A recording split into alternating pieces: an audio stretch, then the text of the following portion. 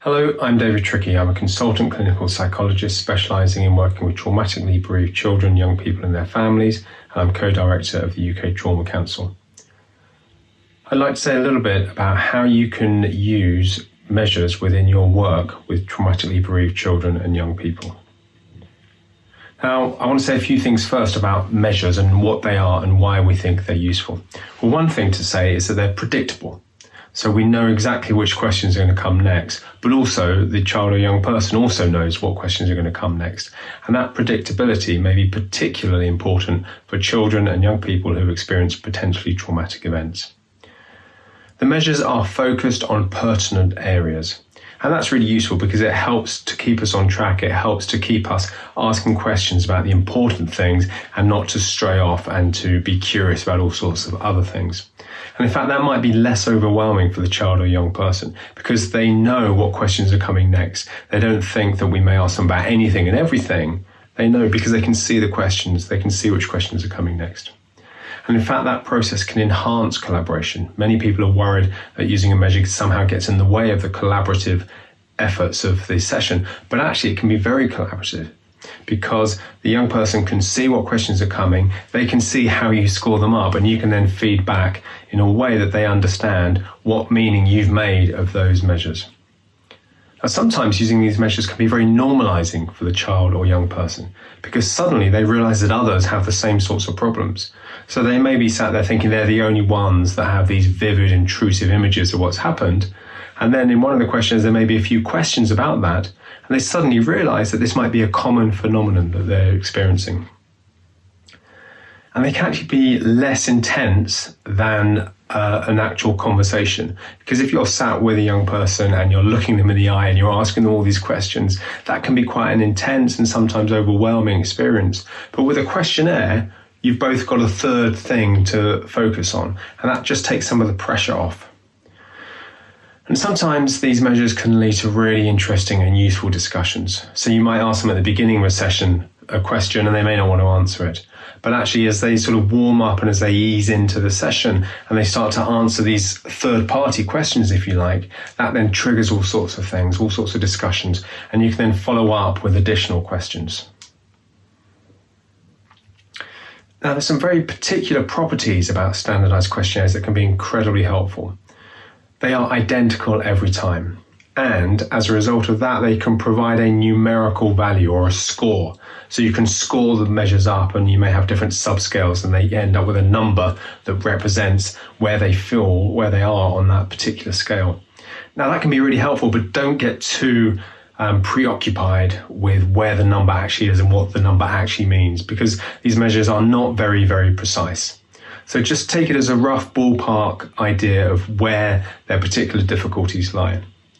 And because they're the same and because you end up with a number, this allows comparisons.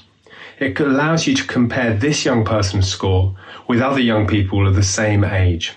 And that can give you a real added meaning to what that score means. You know, how high is this score compared to other children and young people of their age? But it also allows you to compare this score over time for the same young person. So you might see them at the beginning of your work with them and they score a particular score.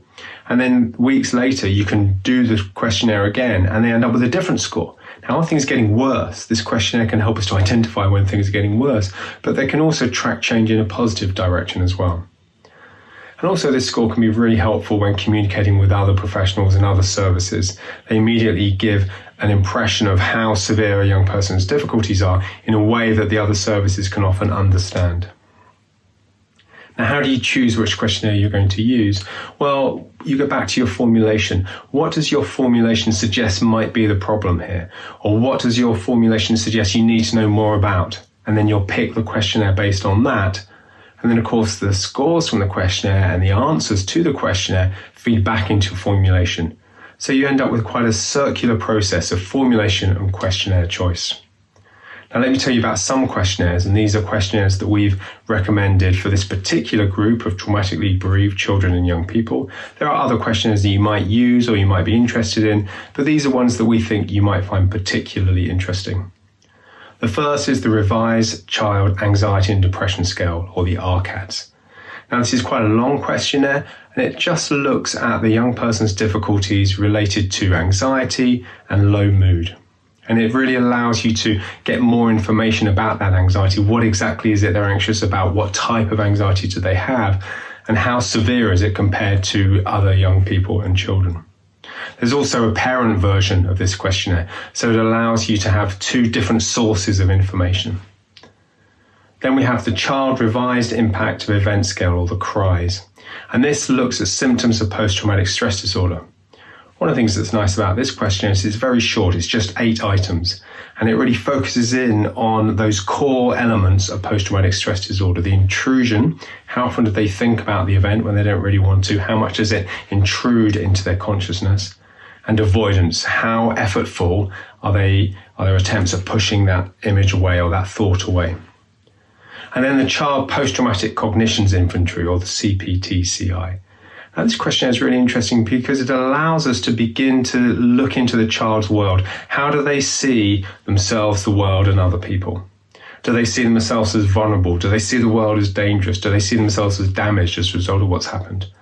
So this questionnaire is just one way to start opening up conversations about the way they see themselves, the world, and others.